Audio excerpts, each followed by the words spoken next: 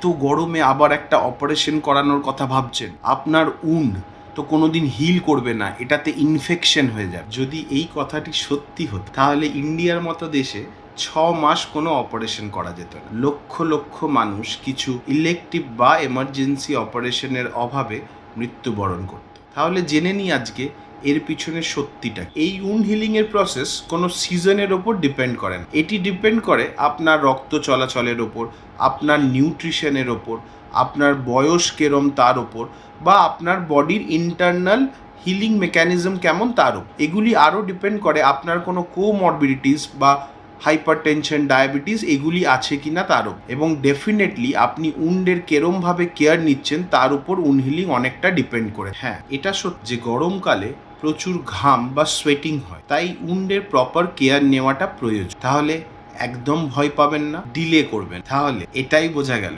Season না, system and care ঠিক থাকলেই উন্ড হিলিং প্রপারলি হবে। ভালো থাকবেন, সুস্থ থাকবেন, সত্যিটা জানুন, ভয়কে দূর করুন।